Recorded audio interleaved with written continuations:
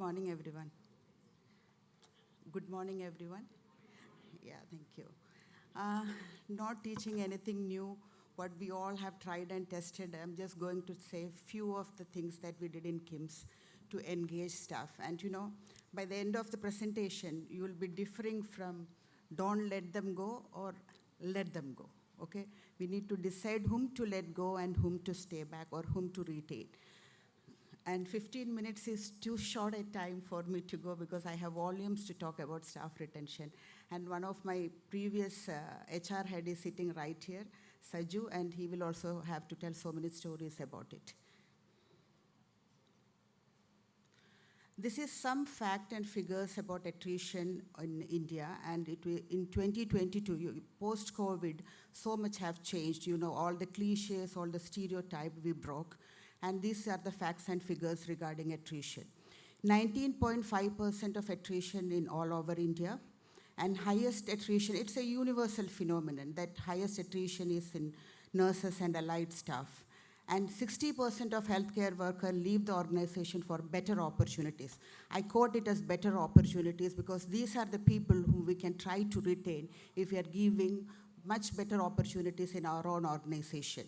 And out of which 30% of people seek opportunities abroad. Can we retain them? No, we cannot retain them. Please don't even try to retain them because none of the organizations in India will be able to give such a good pay package to them when they are going to NHS or when they are going to Middle East. Don't waste your time, energy, and resources on retaining these staff. They will anyway go. You have to only concentrate on the people whom you can retain. Then the floating crowd comprises of 40%. What are these 40%? They keep moving from organization to organization, and you won't be able to retain them. They find something green on the outside, on the other pastures, and they will definitely move to the other greener areas. Okay, this was a very good study that I took it out from Harvard Business Review, and this is of great interest, and I will spend 5 minutes in it to say whom to retain and whom not to retain.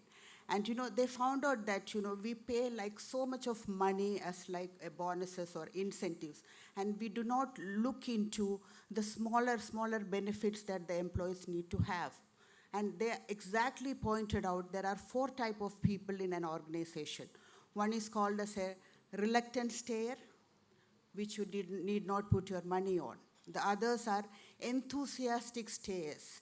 These enthusiastic stayers will be in your organization if you are giving them a lot of attention, a lot of career development opportunities, and a lot of things to improve in their concerned area. Invest on that. And according to them, only 38% of the people are enthusiastic stayers. 42% of them are moving crowd or they are reluctant stayers in an organization. And we should not be investing on that 38% or 42% of reluctant stayers. And dysfunctional retention, all the organization in Kerala or in India are looking into dysfunctional retention. We should take back our hands on dysfunctional retention. There is no point in making an employee stay without any productivity or without any service improvement in their career as well as for the organization. There should be some value addition when we are investing time, resources, and money for retention of that particular staff.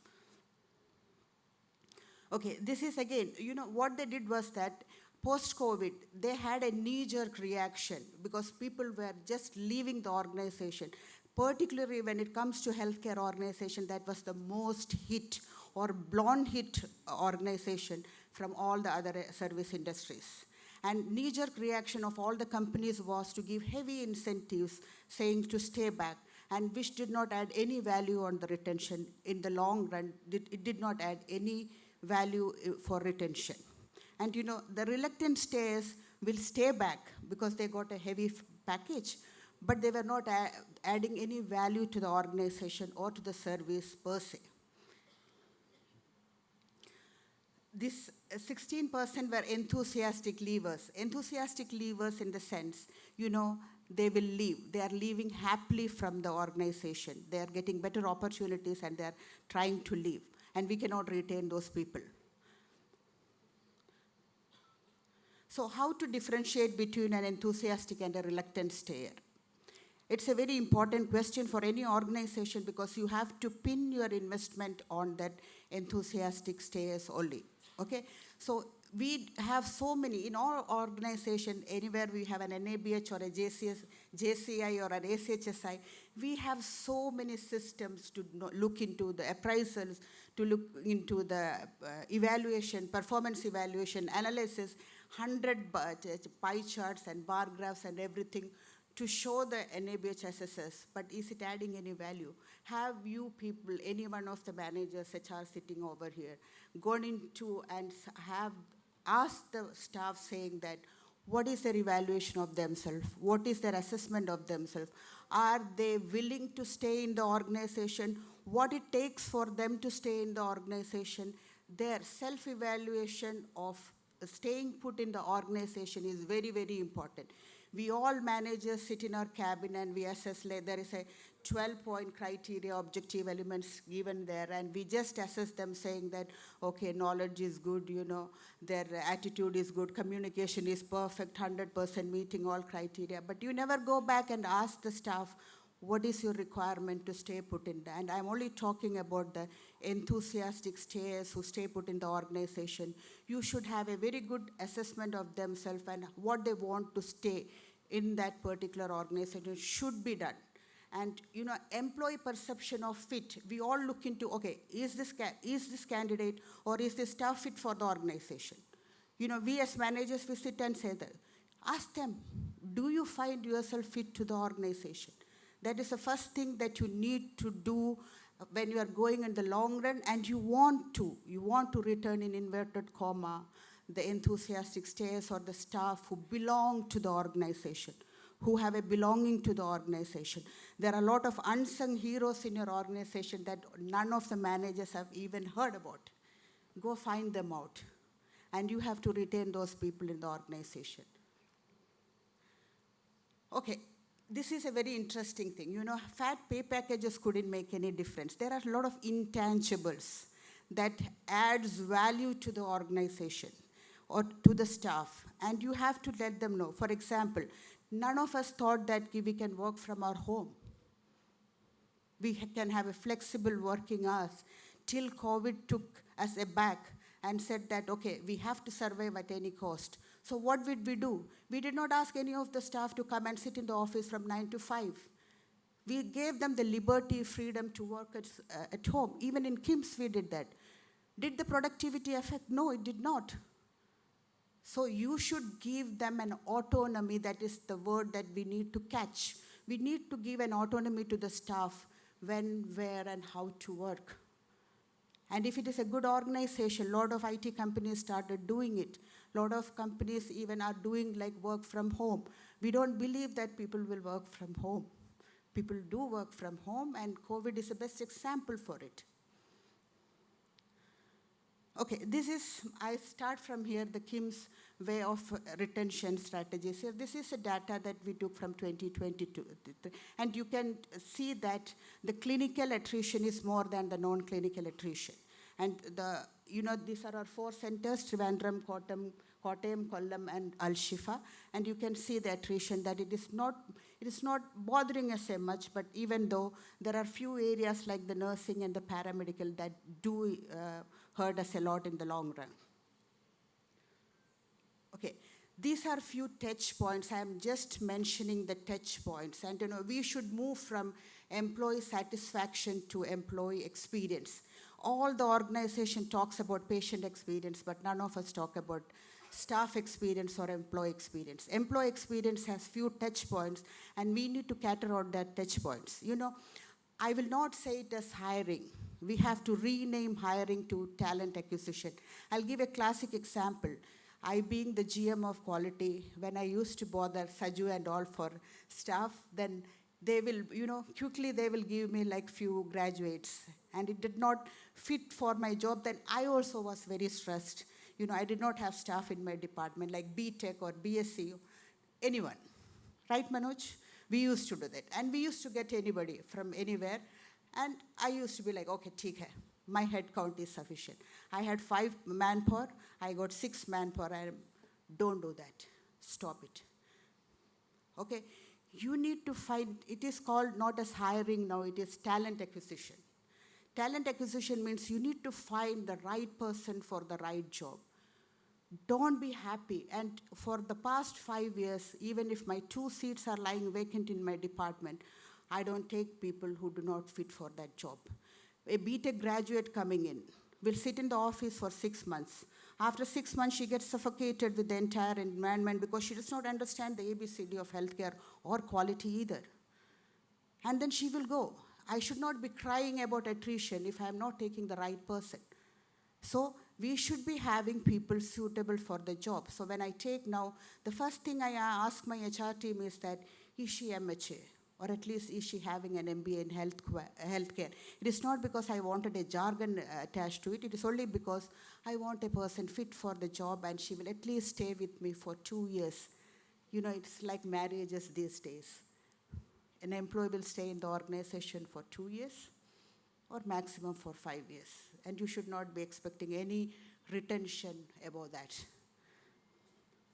The second touch point that I would like to talk about is onboarding. You know, onboarding is very, very, very, very key element for the staff or the employee to make a decision that if I'm going to stay in this organization for how long. So they should be hand-holded. There are various processes or mechanisms in the organization where the onboarding can be very easy for the staff or the employee. It is called as gelling in or adapting into the system. And until and unless you do not have a good person to handhold, the mentor, the preceptor, and it should not be for namesake. They should be hand-holding. They should be giving directions. They should be asking anybody, any experienced person coming from any organization coming to our system will need an orientation hand-holding. Even if a manager or a GM who is directly coming to an organization, be it whatever the size or the category of organization, they need a very good onboarding. Onboarding actually decides the fate of the organization and the fate of the employee if they want to stay back or not. The second is engaging. Engaging with staff engagement itself is a whole chapter as such. And you know, we have a lot of activities to engage staff. The key point that I mentioned here is goal alignment and L&D and learning and development. Learning and development is very crucial for the staff to stay back. And until and unless they do not know that what their succession or what their plan to succeed in that career or what the development is, no staff will, no employee will be willing to retain or will be willing to stay put in the organization. The next one is perform. You know, this performance management is in a story at itself. You know, we as managers sitting here are all biased when it comes to performance management. We have our favorite people, and we have our not so favorite people, and we have our hate people also. Don't go for that. As managers, the performance system should be unbiased. And who makes it unbiased? The top management makes it unbiased. So there should be a channel or a mechanism for the staff or the employee to reach to HR and the HR head or the HR associated HR to say that my performance management was not done properly. My manager did not do it. We all are human beings. We have biases. But there should be another mechanism to address the bias. And an organization will survive only if that process works in properly, and the employee should be given a fair opportunity to say that I was not appraised properly. Then you have developed, this is crucial. You know, earlier the speakers were also talking about it. There is something called as development that we do not understand at all. In healthcare industry, we only have saying that, you know, we just promote the people to manager, general manager, but we are not looking into their overall development. What are they achieving from the promotion? Are they just stagnant in that area? Will be they able to do a multitasking? Can we open up their horizon and say that, okay, you can also do this, you can also do that? Give them opportunities to develop. When you are talking about development, do not have like a horse's view of only the straight direction. Open it up and say that you can go here, you can go here. You are given so many of talents. Only for the enthusiastic stayers who will be adding value. Do not waste for other people this much of time and resources. Okay, the last one is exit interview and feedback and full and final settlement. Exit interview, people do not take that because they say that anyway they're leaving, why should we bother? No, exit interview is the most crucial point to know what your problems are, what your managers are doing. Are they having a problem with the system, the process, the organization, the increments, incentives, everything? So every staff will open up when they leave the organization. And when they say that, I have problems in this, and when that problems are trending, it is time for the organization and HR to take a decision on what to do with that particular manager. And according to the data, 30% of the staff leave because of the managers. The junior level staff leave because of the managers. This is transition to the department or the honeymoon period. And this is of importance because, this is a time when the staff will come to HR and say that, no, I cannot be in the department. I'm done with it. I'm suffocated. So many cases. It happens in every organization. Let us be honest. Let us face it. It happens in all. So these are the transition to the department. We have introduction to managers. Then we have department. We have a 15 days of mandatory induction, and we will not send any staff to the department without this mandatory induction. And they are not assigned any job without undergoing this 15 days of induction. Functional area and role induction, the HR also says what they expect from them, okay? And mandatory one-day training on communication skills, empathy, and guest experience. This is very important because most of the time, we get complaints on all these aspects, right? And most of the healthcare industry is stuck on these areas: communication skill, empathy, and guest experience. And I'm not saying it as patient experience because this is a service industry and it should be a guest experience. And the last one is follow-up meeting. After 3 months, after we induct the staff in KIMS, after 3 months, the HR, it is not the manager or any of the other people, the HR will take a review of their induction, review of their processes, where they're able to adapt to the system, processes, change, managers, people, everything. In a nutshell, they take a small review of it. These are the training verticals. Training is very important. I emphasized on it quite a lot of time because people do not invest money on training. And they think that everybody comes trained. I have an excellent JD. I have an excellent job specification. Why should I train? No, training is important. If the staff has to be retained, if the staff has to be promoted, if there should be a development training, is it? These are the mandatory trainings in KIMS Health, starting from induction orientation, in-service training, social behavior management training, clinical enhancements in infection control, safety, loss prevention, and IT training. These are mandatory trainings and they need to be completed within 6 months to 1 year. And we, as quality, audits the training records of all the new employee that joins it. This is staff knowledge and skills are consistent. Yeah, I will be finishing it. I know that I will get a reminder. Yeah, these are the things that we have to look into: managerial skill development program, soft skill, workshop and webinars, continuous department trainings, e-learning programs, functional capability. Functional capability, please emphasize on it. It is important for retention. It is the most important point for retaining a staff, and you have to look into all these areas when you are trying to retain staff. These are safe working environment. I just put in this slide because we have to have all this in an organization, and I will emphasize on the second one, grievance redressal policy. Please have an open door policy if you want to retain good staff. Please have an open, and it should not be at the last moment that they are getting out of the door and you're catching from them behind. No, that will not be sufficient. You have to have an open door policy wherein the people can come and write a grievance or address a grievance to you and talk about it and talk. The HR should be that friendly that they have an open door policy.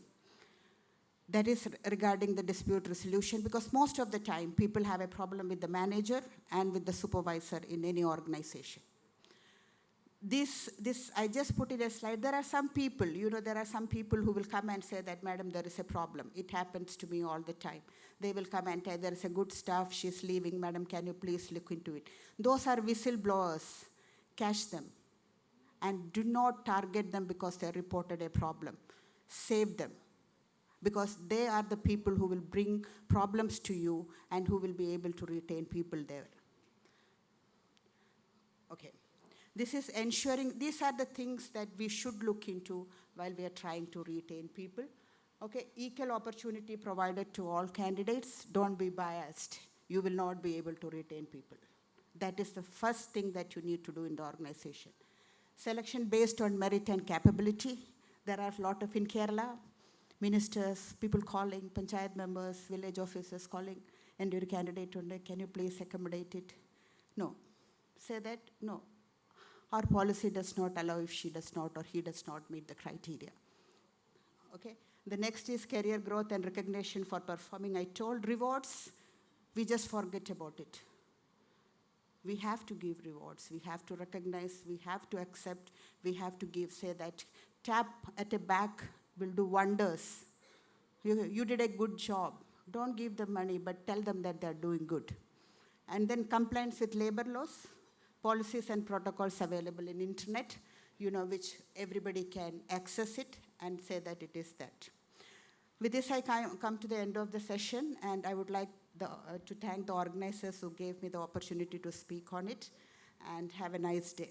I will leave you with a video which happens in every organization. Please look it. It's a comedy video. Most of you might have seen. It's a LinkedIn video. Thank you. Have a great day.